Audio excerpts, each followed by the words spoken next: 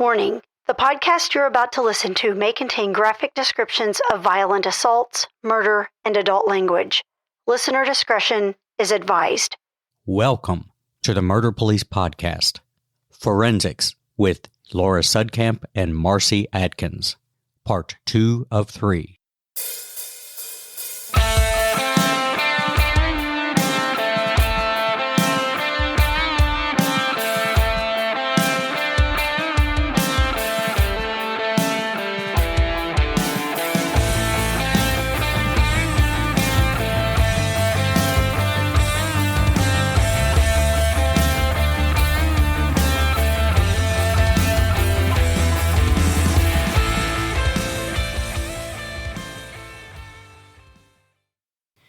Is that right? You just get various types of things to examine at your lab, correct? Yes. I have a window that overlooks the front parking lot. And there have been times, there was one time one of the agencies pulled up and next thing I know, there's a bed frame coming through the parking lot. I met them at the front door like, whoa, we don't have room to store that. And they're like, we think that's blood. And I'm like, okay, get a swab. I didn't need to bring in the bed. Education moment right there for them. But it is, we did get a little bit of everything. I actually tell you the truth. We moved into a house in 1995 and I had a 16-month-old and a 10-month-old. No, 20, I don't know. 6-month-old and a 2-year-old. Let's go that way. And there was a baseball bat in the basement, just sitting in a room down there. I went and got my husband and said, no, you're going to have to get that out of the house. I've seen too many of them used the wrong way. Can you it's weird things like that just hit you the wrong way. And, just a bat left behind sitting in a room. I'm like, no, we're done. Did you test it? Nope. The first thing Throw it in the garbage. Get rid of it. I'm seeing Laura shake up a bottle of aluminum and turning out the lights. Mm-hmm. Well, I have to ask how, and I often wonder, when you get these things like your bloody knife or your bloody bat with hair on it or whatever may be on it, is there that moment that you all sit there and just see in your head what likely happened with this instrument before you examine it? It's a fortunate position that we're in where we have a very detached view of the crime. So I feel like sometimes we forget the violence that happened beforehand. We're just focused on identifying the body fluid, doing the DNA. And I think that that's a good thing because you want your science to be objective. But it's also a benefit probably to our mental health because from the flip side of it, I just can't understand how an officer can deal with the trauma of victims all the time and not take some trauma home themselves, I switched from DNA because of that. They wanted me to hire in and go into the biology section. I was like, I can't. You have diapers with semen in them, cases like that. And I want to have children. And I don't want to go home angry all the time. That little temper of mine, I don't want to go home angry, and I don't want to be an overprotective parent. So I went to drugs. Drugs, is it a drug or not a drug? A lot easier. There's a dark world out there that fortunately people are not privy to. I've always told people that probably the only time you would really see it is if you sat a month on a grand jury. And I've met people who have done a month on a grand jury, and when they come out, their eyes are just open wider than they've ever seen. Because when you say something as simple as semen in a diaper, and you start to process that, yes, that's extremely disturbing because we all know what those things really are about. I think that would work me over worse than the hair on the baseball bat. That's just the ball bat or the gun or the knife. It's bad and it resulted in someone's death likely, but the semen in the diaper or like you mentioned, Marci, the child that was beaten in Western Kentucky. People they don't want to think of it. They don't think of it, or maybe it just makes you feel better to pretend it doesn't happen. Yeah. All of the above, I think. Yeah. And we sanitize things. People like if they get charged with rape first and then they plead and it comes down to sexual misconduct and we've got all these. I've always said that those words I think, sanitize it for people. And I'm not suggesting people should go out and seek this stuff and get boned up on it because it's horrible. But it's an interesting perspective you all have. And two, the objectivity is important, is having to separate yourself from that and not let the emotion override you. Because I know when I was in the unit, one of the things that you had to really be on guard for, and sometimes we'd bring new people and you had to watch carefully, is when a kid was involved. Because I saw imaginations really start to click quicker than they should have been, and you have to check that or you'll make huge mistakes, because the emotional roller coaster that takes you on a ride for is incredible. But the same thing is like going in and watching an autopsy is, on the one hand, if you think about what's going on and you're paying attention, that's rough. But if you go in there like you all do, and the whole thing is a process to get to an answer and to get to the truth, that's how you handle it. Is that I think you have to structure yourself up. So that's an interesting perspective. And again, people that want to get in the field, this is the kind of thing to know, not to distract them from getting in the field, but these are the realities of it. Now, is that evidence presented to you all, or have you all ever gone out and collected it yourself, as far as at the crime scene? We don't typically respond to crime scenes, but there are times that we do. If there are multiple fatalities or it's just a really complex scene and law enforcement needs our help, yes, we will go. But we really screen them. We had one where KSP Post called and asked us to come, and they had told us that the body was removed. So we had a really squeamish analyst that, great note taker, can go in, can go help, but was not expecting the body to be there, and the body was still there. And law enforcement was not happy with us when we said, no, she was willing to come help and do whatever, but that was without a body. So I had to back up, but that was a very gruesome homicide. So I don't blame her either. What was she there to do absent a body? What was her job to do there that day? Basically, when we go in, we're going in and we're looking at the scene, and you're going to have people with hands on trying to figure out exactly what we're going to collect, what we're not, and what will be available. So just because there's evidence at a scene doesn't mean we're going to analyze it.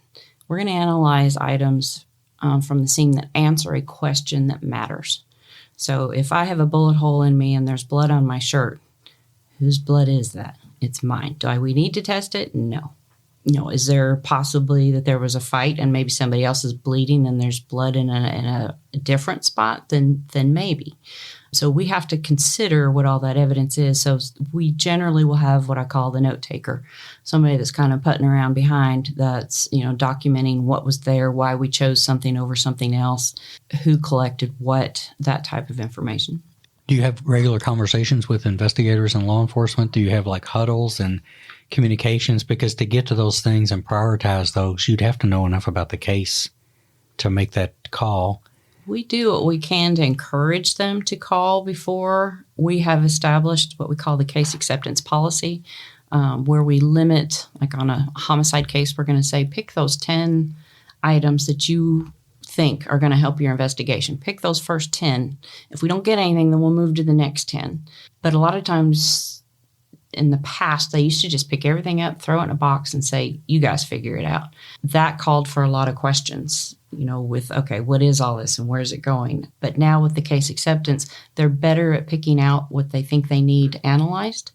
They will sometimes call in advance and ask, hey, I've got all this. What's the best, what are my best 10? But we still get some where there's only 5 or 6 pieces of evidence, and, they're pretty clear on the case details. And then we also will have, sometimes we do it with our lab techs. Sometimes the analysts will do it, and they'll pick up the phone and call and ask more information. How is this blood smear? You find blood in the bathroom. Where do you go when you cut your hand? I go in my bathroom and go get a Band-Aid.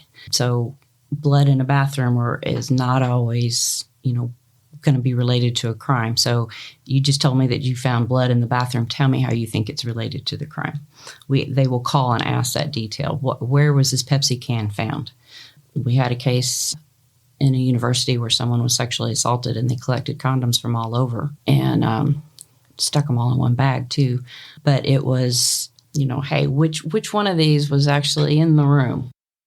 Yeah, and that goes back to the fact that the DNA database is governed by the FBI, and they have a very specific set of rules that all labs have to follow to enter their evidence.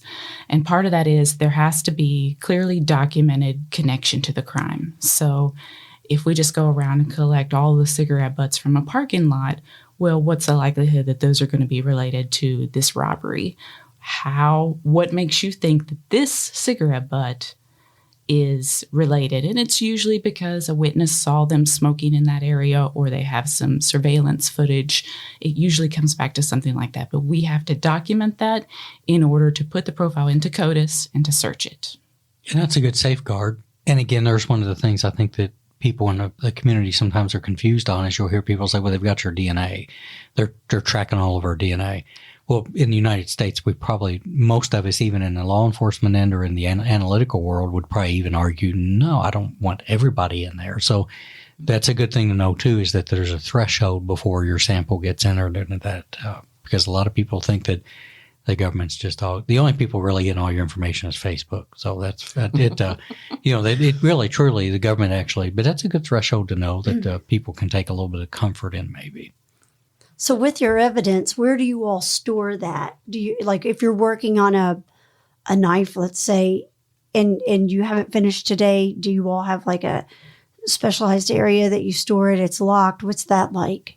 Well, the entire laboratory is very secure. And so there's badge entry on every door so that a drug chemist wouldn't necessarily be able to enter the biology section and vice versa. And it's just part of the security. Likewise, we have, if I am working on, say, a knife and I haven't finished it, I have a personal locker that I can lock and only myself and my supervisor has a key to. I can put it in there overnight and then I can pull it out the next day and finish what I need to do with it. And that goes for all types of testing. Every analyst has a secured locker. Some of them don't even give their supervisor a key. If we need to get in, we have to break the lock. Doesn't happen very often, but it has happened. Just to keep, just so they can get on the stand and say nobody had access to that piece of evidence except myself. Probably more so with drugs. Mm-hmm. Is that what we call the chain of custody? Yes. Part of it? Exactly. I think we've talked about that before and how important that is, because once somebody gets a peek, once they kind of pull that back, the whole thing gets kind of tough at that. So that's good to know too. We have a bar-coded system, and basically if piece of evidence comes into the lab, the evidence technicians are going to sign for it, document the date and time that it came in, who they received it from. They're going to get a signature from that person. Then they're going to put it in a storage location. They're going to transfer it to the section or to the analyst to sign. And then, again, that is a marked, scanned transaction in our management system. And then if I hand it off to Marci, it gets transferred in, we call it the BEAST. It's our laboratory information management system. It stands for Bar-Coded Evidence and Statistical Tracking, the BEAST. And it is a beast. Is that where investigators go to get the results of the lab work? It is. They have a different interface than we do, but they can go in there and download their reports and see the status of their case and everything. Pretty cool. I apologize. Okay. How are those assigned, these cases? How do we know if you get the knife or you get the knife? How's that determined what each piece is assigned to, whom it is assigned to? It depends on the section. So in my section, we just try to work them in the order they came in. And so I'll be ready to extract again, and I'll go to the folder that has all the property crimes, because that's what I've been focusing on for the last few years. And I will take the oldest property crimes and I will organize them into an extraction set and take it on. When I first started, I was hired through a grant for my drug chemist position. Ray Larson arranged for it. I was to work all Lexington cases. So in that situation, Lexington case would come in, David Flannery would come bring me evidence. And, I got them all. And some sections are still that way, whether it was grant-based or just, hey, I'm always going to do Owensboro cases or Bowling Green, or I get Ashland PD. We kind of, sometimes they'll break it out that way in sections. But it really does just depend on which section and which of the laboratories.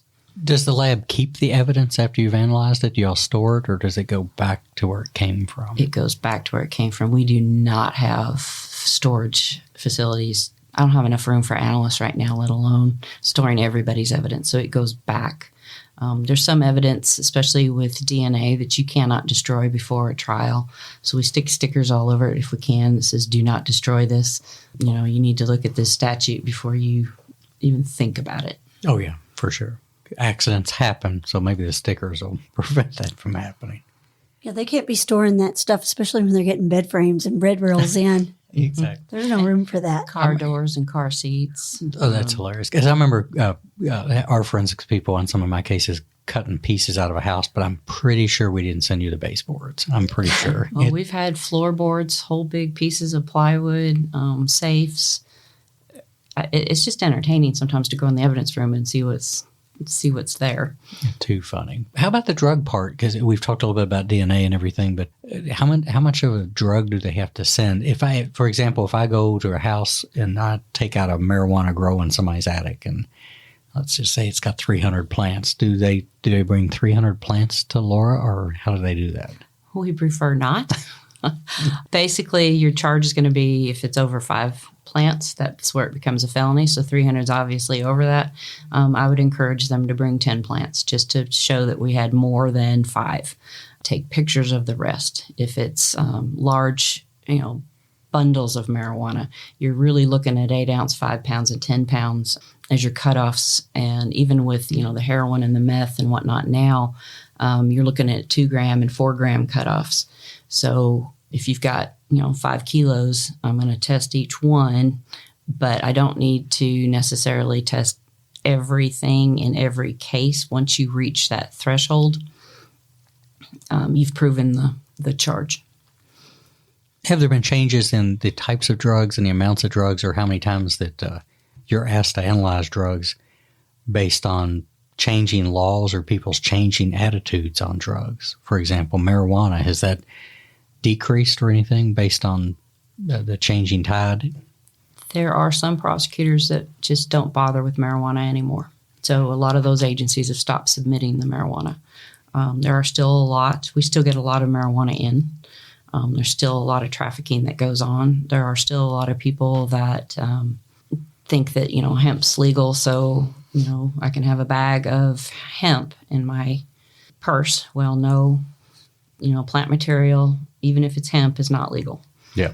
You can't have the plant material itself unless you're the farmer or the processor. So we still get a lot of that. We have gotten a lot more of the different, the fentanyls, all the different synthetics are coming up. Methamphetamine is king in Kentucky. If you look at all the items that we tested last year, I believe 51% of those items were methamphetamine.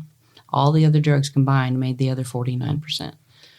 Before I left, and I've been, just for the record, I've been gone probably a year and a half, is that I know that there had been a shift to the opioid problem, and a lot of effort was poured into that federally and locally, funding-wise and everything, which was great. But I know that we were pretty careful to talk to the people, the powers to be, to let them know that, hey, it's a different economy, and you can hit something pretty hard, and meth was what we were seeing in Lexington starting to creep back up again. Is that you hit it hard, they're going to go to another product. While I think the efforts on the opioid problem were justifiable, you got to be ready for that next thing, and it will probably be meth again. Probably be meth. Yes. Do you get a lot of tests based on overdose deaths and things like that, as far as like the tox part of it? How many of those do you think you get a year? So we only do the antemortem, the pre-death, so those are going to be DUI or some other investigation. The toxicology for the medical examiner's office is actually a contract lab. Gotcha. So we don't see that, but we know the medical examiner in Frankfurt, their office is above us, and we see the number of overdose deaths that come through. There's a bunch. And even on how specific can you get even on the DUI side? How far can you break that down in somebody's blood to identify different drugs? It's pretty good. The hard part is when these new synthetics come out, they're new and you don't know how the body metabolizes them. You have to go through and do these validations. You got to figure out what the drug is. In the drug section, if you have a white powder, you can, keep analyzing that white powder and figure out what it is. When you are working with toxicology and drugs in the blood, if you're talking 1 or 2 nanograms, that's like taking a spoonful of sugar and sprinkling it on a football field and then getting it all back. So you're doing that search, and then you're trying to get enough to look at, and then you're trying to figure out, what it is. And so the toxicology part is mostly on the synthetic and the newer drugs is done by vendor labs because they've got the money and the resources to do the research.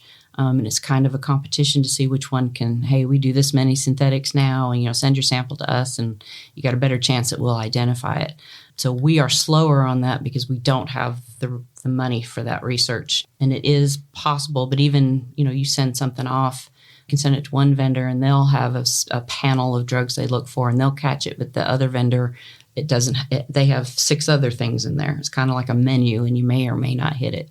And it's always changed. And so you're facing that.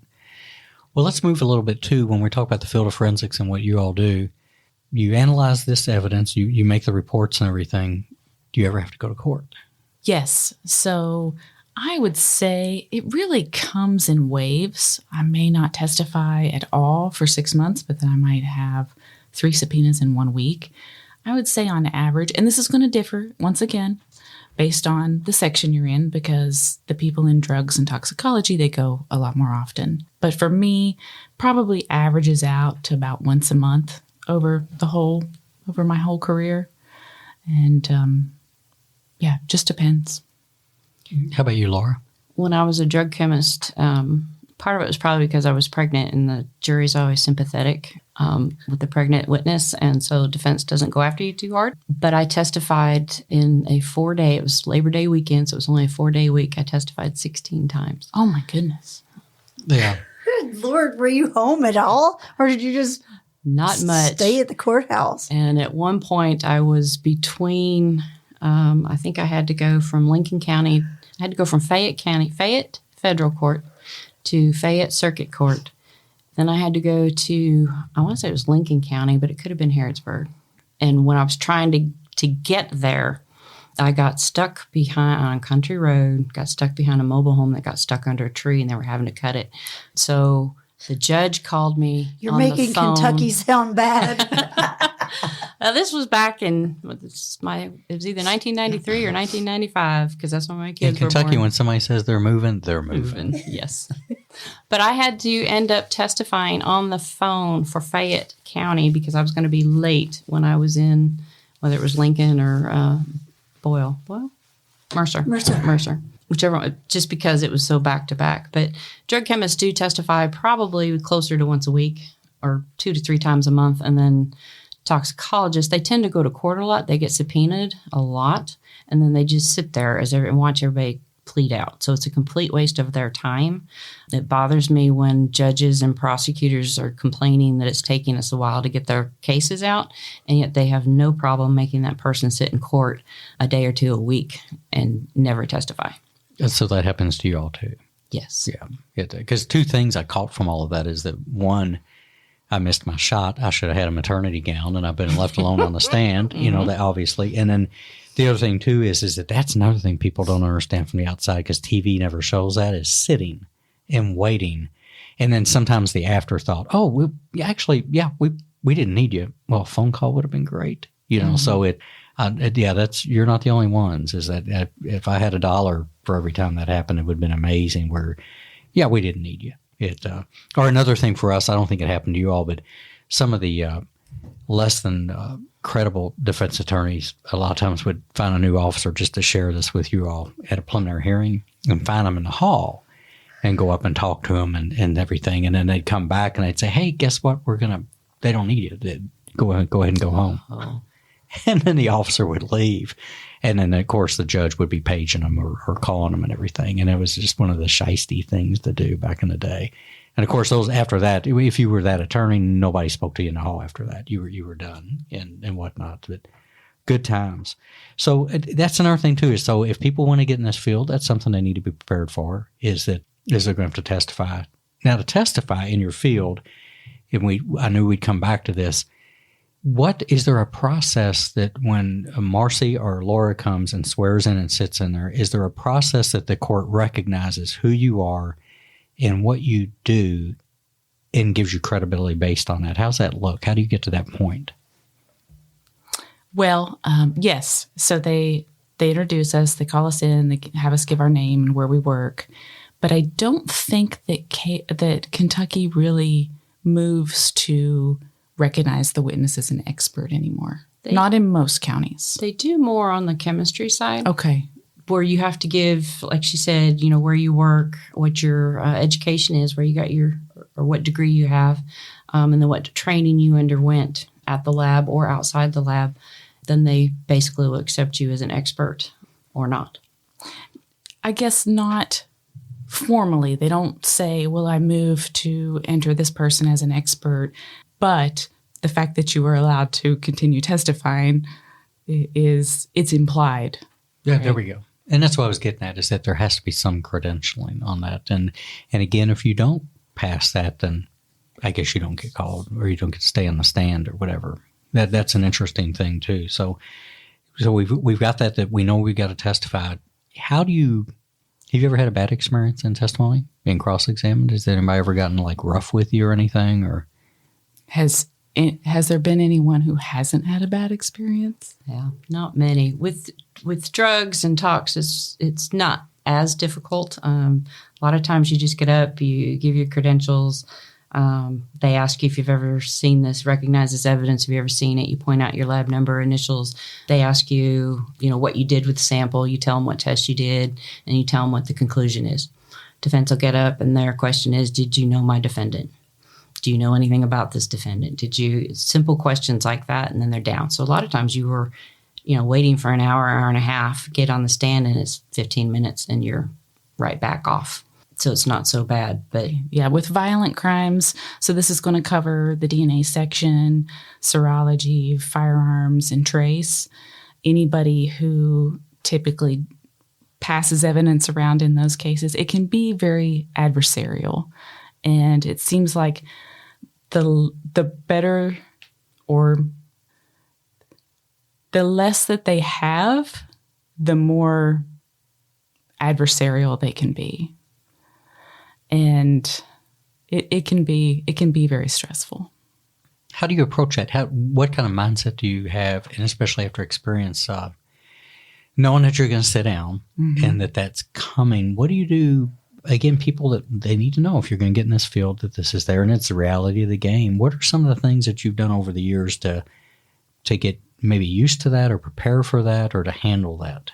Well, first of all, in our training, we train people because you don't have to just present your evidence. You have to say it in a way that people who aren't scientists can understand. So we want to get them thinking about that and able to verbalize that way. So we set them up to know just court procedures. So that they know what they're getting into when they go into court. So we start there in training. Before a trial, hopefully you've talked to the prosecutor. I like to give them a list of questions to follow, which is just basically, what is DNA?